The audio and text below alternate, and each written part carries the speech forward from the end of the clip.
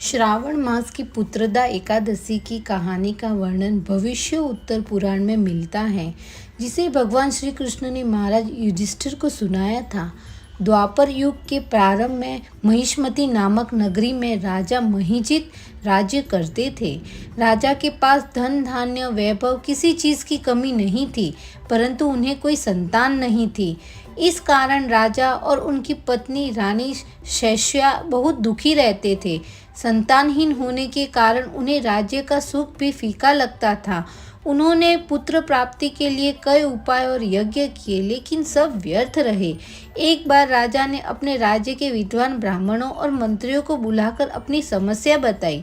राजा का दुख सुनकर सभी ब्राह्मण और मंत्री वन में लोमश ऋषि के आश्रम में गए, जो तीनों लोक में ज्ञात थे।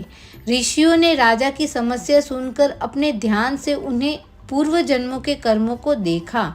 फिर उन्होंने राजा के प्रतिनिधियों से कहा, हे ब्राह्मणों, तुम्हारे राजा पूर्व जन्म में एक भूखे प्यासे ब्राह्मण को सरोवर में जल पीते हुए हटा दिया था, जिससे उन ब्राह्मण का अपमान हुआ।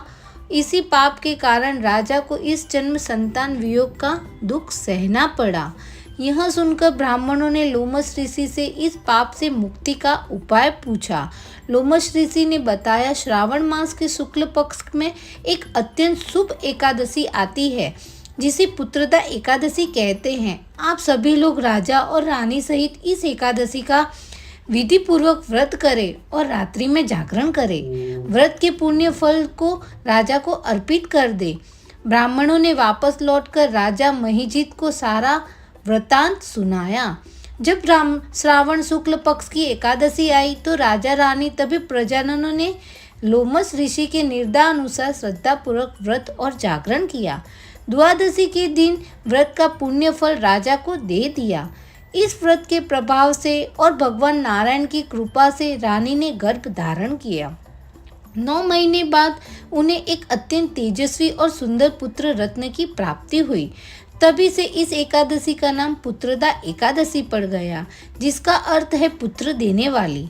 मान्यता है कि जो निसंतान दंपति सच्चे मन से यह व्रत करते हैं, उसे संतान सुख की प्राप्ति होती है। ओम नमः शिवाय। जय श्री नारायण।